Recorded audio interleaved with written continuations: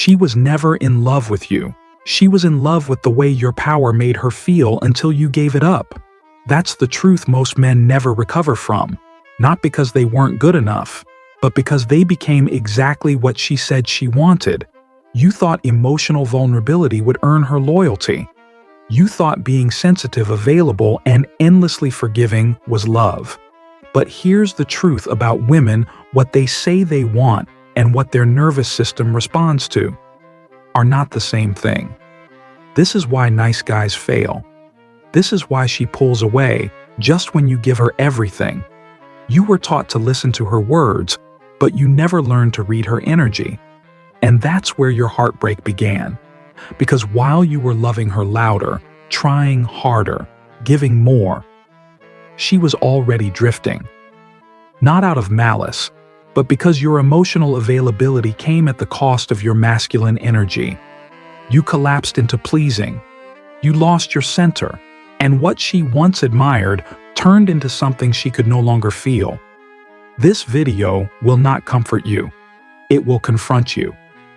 We're going deep into the emotional manipulation no one talks about, the biological polarity no one teaches you, and the masculine resurrection that starts the moment you stop begging and start leading. This is the truth about female desire, and it will either liberate you or destroy you. You rarely see it happen all at once. It's a quiet death, one that most men don't even realize they're living. He doesn't bleed, he doesn't scream. Instead, he smiles. He carries the grocery bags. He nods during arguments he doesn't believe in. He fixes the Wi-Fi while her tone grows sharper and her patience thinner. He sits across the dinner table from a woman who once moaned his name with passion, but now barely whispers his existence. And still, he smiles. Because in his mind, he believes this is what love demands of him. At first, it feels like maturity. He tells himself he's being patient, understanding, emotionally available, everything she said she wanted. He compromises. He apologizes even when he's done nothing wrong. He silences his opinions to avoid conflict. Slowly, piece by piece, he begins to amputate parts of himself, his edge, his mystery, his masculine tension, believing that by softening he is protecting the relationship. But he doesn't see the slow erosion of his presence. He doesn't notice that each small surrender strips away what once made him magnetic. The cruelest part, he's volunteering for his own erasure.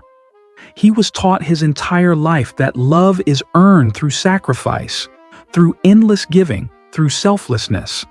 That if he simply proves how devoted, how emotionally open, how safe he is, she will love him more deeply. But nature does not respond to sacrifice, it responds to strength. The more he gives, the more she feels nothing. Because his surrender isn't interpreted as love, it's felt as weakness. And deep within her biology, her instincts whisper a truth she cannot even verbalize. He has become too predictable, too accessible, too explainable. The man she once admired is disappearing before her eyes, and the tragedy is, he's doing it all to try and save her love. She tells you she wants sensitivity. She says she desires open communication, emotional transparency, a man who listens, who cares, who makes her feel safe. And you believe her. Why wouldn't you? She sounds sincere. Society has taught you to take her words at face value, as if female desire follows the logic of a contract. So you offer her exactly what she says she wants: more softness, more vulnerability, more availability. You become the man she described, expecting her love to deepen with every step you take toward emotional exposure. But something strange happens. The closer you move to her stated desires, the further she seems to drift. Her affection doesn't grow, it quietly diminishes. The passion that once pulled her toward you begins to fade. You can feel it. The energy between you grows colder, more routine, more fragile. She becomes polite, distant, tired. And you sit there wondering why I'm doing everything right. The brutal truth: What she says and what she feels are often two entirely different languages. Her words are shaped by social programming, by cultural ideals, by political correctness, by the narratives society has fed her about love, equality, and partnership. But her desire, her raw, visceral attraction emerges from something far older, far deeper, from a biological code written over millions of years of evolutionary survival. And that code is not moved by words. It is moved by presence, by strength, by polarity. Her nervous system isn't seeking a man who dissolves into her emotions. It's seeking a man who can remain grounded while she storms. She wants to feel his unshakable center, not his emotional surrender. The more predictable you become, the more your energy stabilizes into comfort instead of mystery. And comfort without tension suffocates desire. She's not lying to you.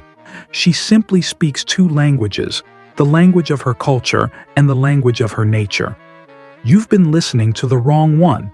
This is where most men break, not because they're weak, but because they've been lied to since birth. They believe that love is transactional, that if they give enough attention, enough affection, enough patience, they can compensate for any failing override, any tension, and win her heart fully. But nature doesn't trade in transactions. Nature is ruthless. Nature selects. Nature filters. And love, as most men understand it, isn't strong enough to bargain with her biology. You can't outlove instinct.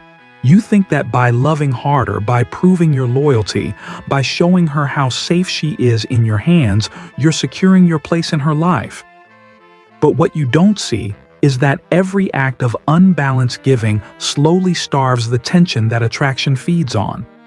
Desire was never about comfort. It was about polarity, the interplay between her chaotic emotional current and your grounded masculine stillness. When you start dissolving into her, when you become more available, more predictable, more emotionally exposed, you break the very polarity that drew her in to begin with. The tragic irony is brutal. The more you give, the less she feels. She doesn't need another source of comfort. She has plenty of that in her friendships, her family, her routines. What pulls her soul toward a man is not his willingness to drown in her emotions, but his ability to stand unwavering in his own center. She wants to feel his gravity, the kind of presence that holds steady regardless of how much emotional chaos she brings to the table. That's what her nervous system craves. That's what keeps her feminine energy magnetized toward him. Millions of years of evolution won't be rewritten because you bring her flowers, text her good morning, or sacrifice your edges for her approval. Nature isn't cruel, it's simply unbending. And the sooner you stop trying to negotiate with it, the sooner you reclaim the manhood you were never supposed to surrender. Arthur Schopenhauer didn't write fairy tales. He didn't offer comforting lies to soothe broken hearts. He wrote autopsies, cold, merciless dissections of human nature. And nowhere was he more unforgiving than when he turned his gaze toward love, and especially toward the hidden mechanics of female desire. What he saw wasn't romantic, it was biological, brutally biological. Schopenhauer wrote, "Women exist in the main solely for the propagation of the species, and are only the means thereto." At first glance, this sounds harsh, even offensive to modern ears trained by politically correct narratives. But beneath the blunt language lies a truth men ignore at their own peril. Nature programmed her not to understand you, but to select you. Her biology isn't driven by conscious reasoning. She doesn't wake up and calculate attraction on a spreadsheet of who texted her first or who was the most emotionally available. No, her nervous system scans for something far more primal, the signal of strength, of vitality, of stability in the storm. She is an instrument of nature's brutal filtering system, not out of cruelty, but out of design. Her instinct isn't trying to reward your love. It's testing your essence. This is why men who give everything, who offer devotion, sacrifice endless reassurance, often find themselves discarded by women who once adored them. It's not because she's evil. It's not because you weren't enough. It's because your increasing availability suffocated the polarity that nature requires to sustain attraction. Schopenhauer saw this with chilling clarity. While you were trying to earn love through performance, nature was evaluating your ability to hold your ground. And when you surrendered your center, when you softened into excessive accommodation, you failed the very test you didn't know you were taking. Her desire isn't governed by your kindness, it's governed by your presence. In the beginning, you were the mountain. Unmoved, centered, mysterious. You had your mission, your discipline, your solitude. She entered your life not as your purpose, but as a guest invited into your already built kingdom. And because you didn't need her to complete you, she was drawn in. The polarity was electric. She admired you not because you chased her, but because you stood still as she approached. In your grounded presence, she found something rare, a man who commanded himself. But then came the shift, the fatal shift that destroys more men than infidelity, betrayal, or heartbreak combined. You loved her. You wanted to protect the connection. And in that desire, you began to soften your edges. You thought, if I give more, she'll feel more. If I sacrifice, she'll see how deep my love is. Slowly, almost imperceptibly, you stopped being the mountain and became the mud. Every time you said yes when your gut whispered no. Every time you apologized just to keep the peace. Every time you made her comfort more important than your principles. Every small surrender dissolved a piece of your gravity. And with each piece gone, her admiration faded. She didn't stop loving you because you failed her. She stopped feeling you because you stopped being the man she respected. You were never supposed to trade your masculinity for her affection. You were never meant to abandon your structure to chase her emotions. When a man loses his frame, his boundaries, his mission, he transforms from a force to a servant, from edge to echo. And women don't stay attracted to echoes. You thought you were building security, but you were quietly suffocating the very tension that fed her desire. You were never weak. You were misled. From childhood, men are handed a script, a poisonous set of instructions wrapped in the language of virtue. Be nice, they say. Be sensitive. Be emotionally available.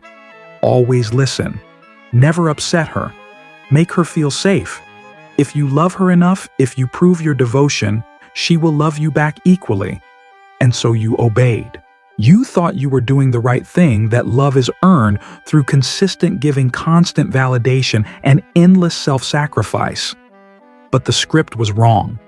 Fatally wrong. Because while you were performing the role society applauded, you were quietly dismantling the very structure of your masculinity that nature designed her to respect. You became soft, predictable, always available, emotionally explainable. Every step you took deeper into her emotions, every layer of vulnerability you exposed, every moment you prioritized her comfort over your mission. It all chipped away at the gravitational pull she once felt toward you. The world never told you that attraction isn't born from comfort. It's born from tension, from polarity. Her feminine energy doesn't seek a man who dissolves into her. It seeks a man who can remain rooted while she sways. A man who feels deeply but remains grounded. A man who listens but never loses his direction. The modern world has confused emotional leadership with emotional availability. They are not the same. Emotional leadership is strength. Emotional availability without boundaries is collapse. You thought you were building intimacy, but you were dismantling your edge. And once your edge is gone, her biology quietly withdraws, not because she chooses to, but because her nervous system no longer feels the pull. The tragedy, no one taught you the truth until now. Modern men have been sold a dangerous lie that emotional vulnerability in its purest and most exposed form is the highest expression of love.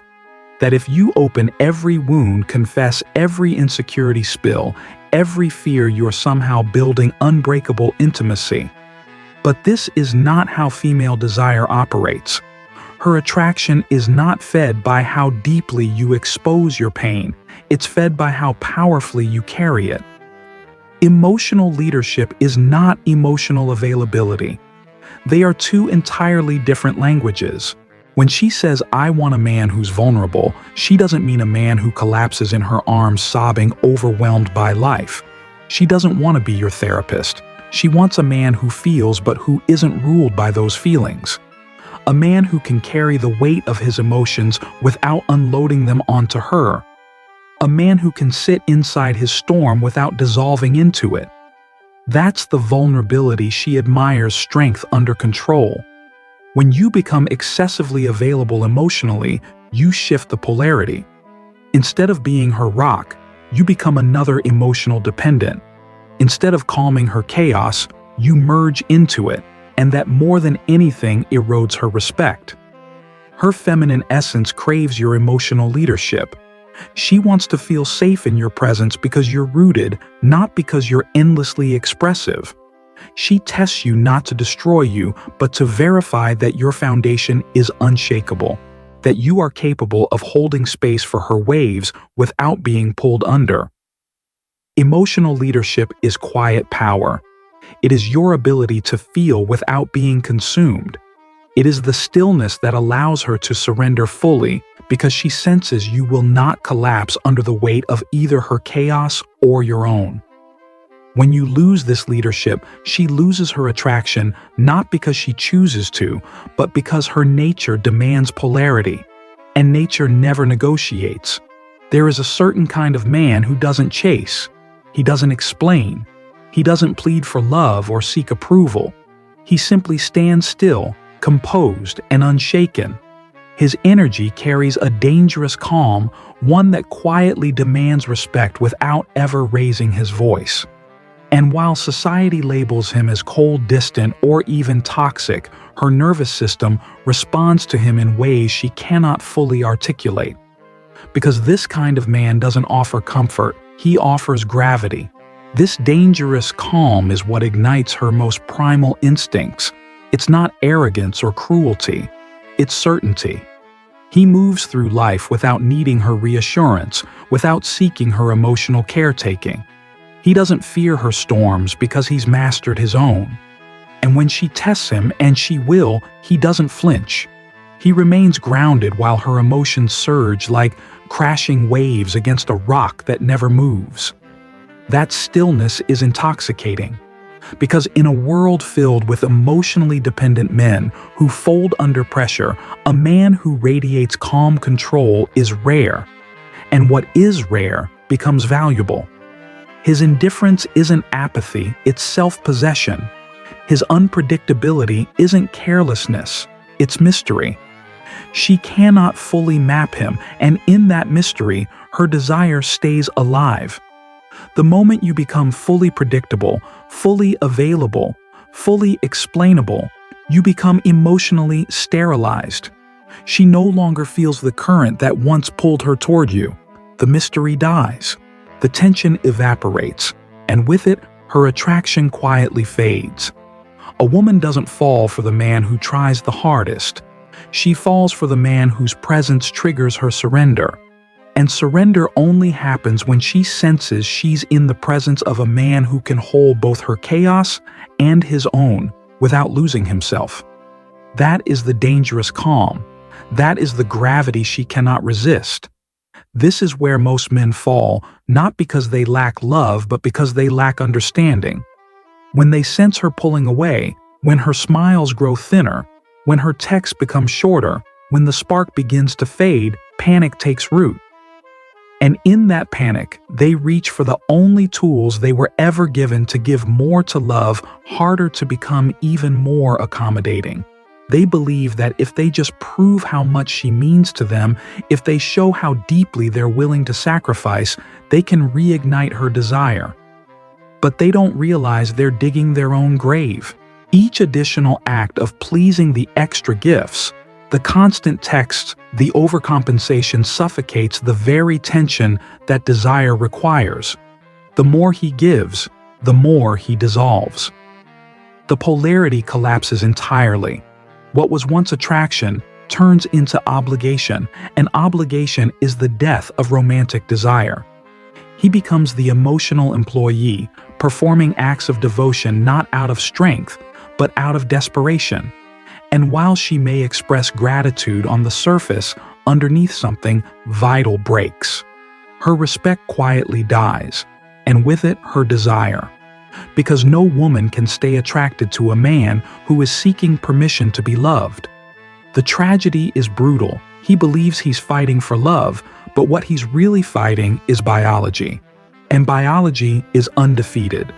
When a man abandons his edge to secure her affection, he transforms from the mountain she admired into the mud she steps around.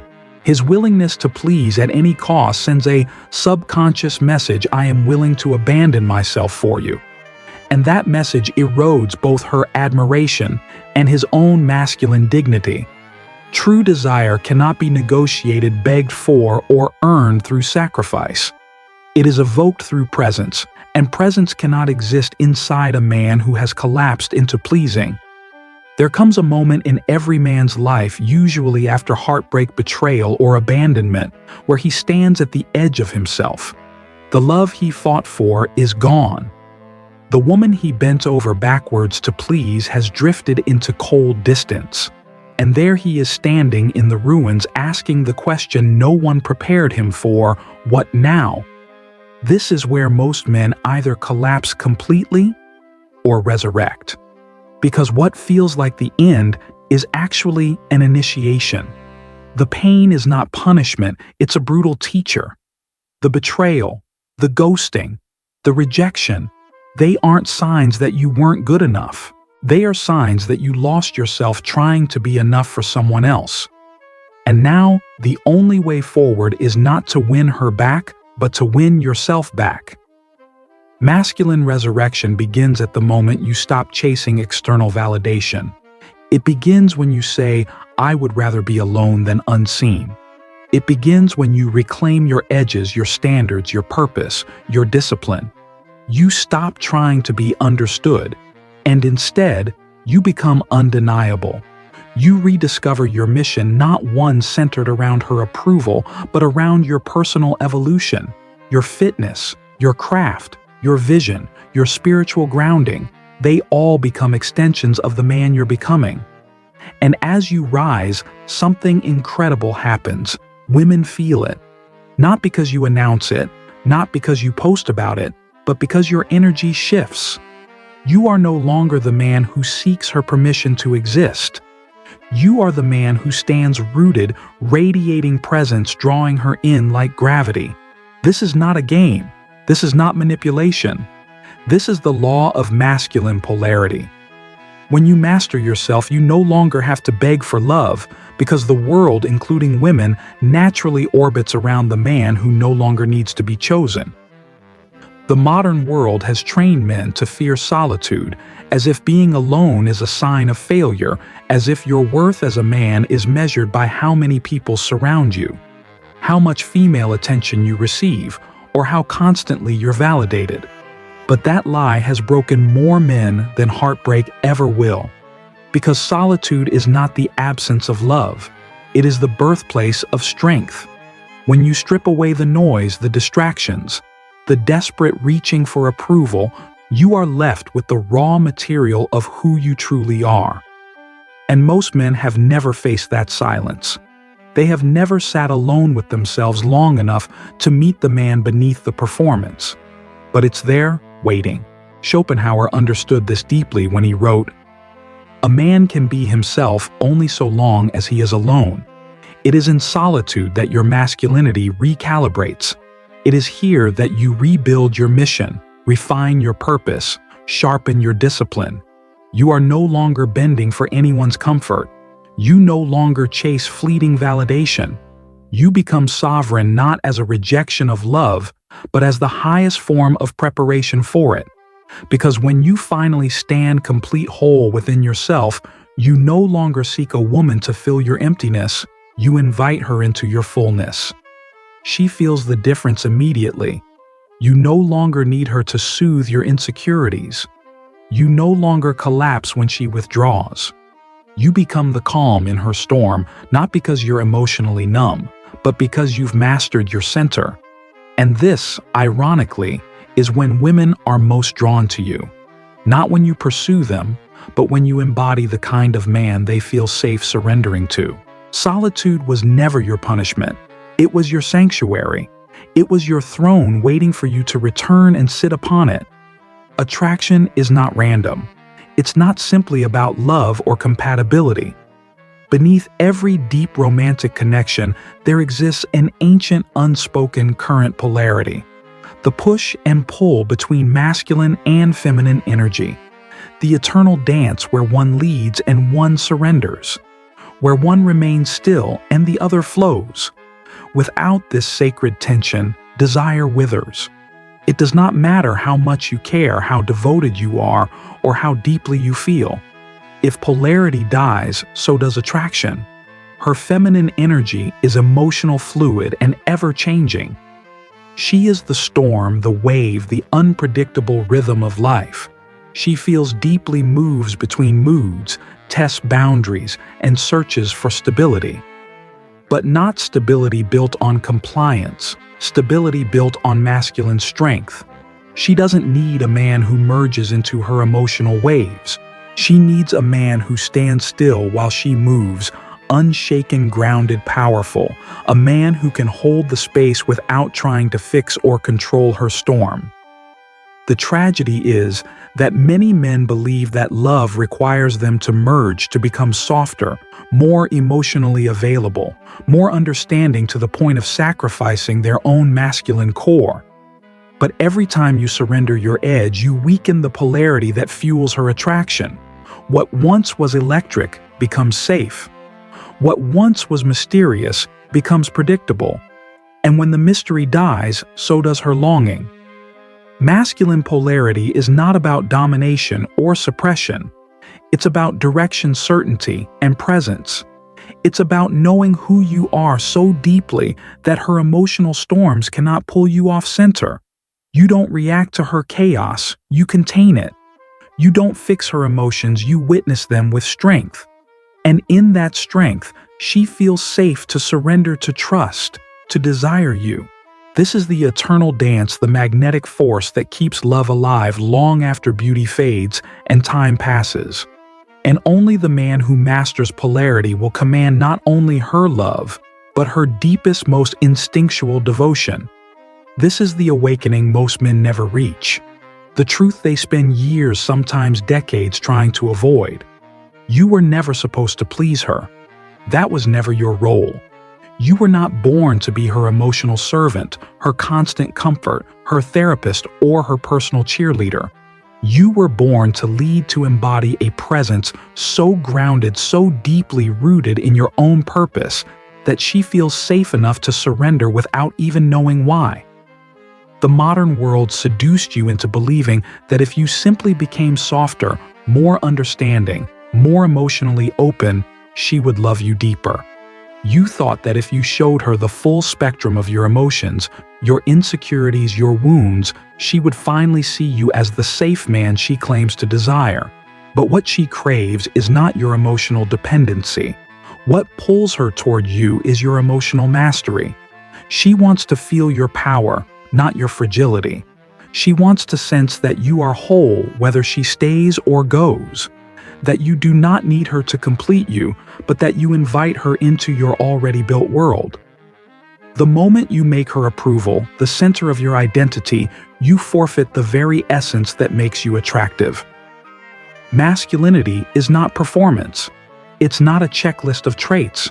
It's an energy, one that speaks in silence, in presence, in certainty.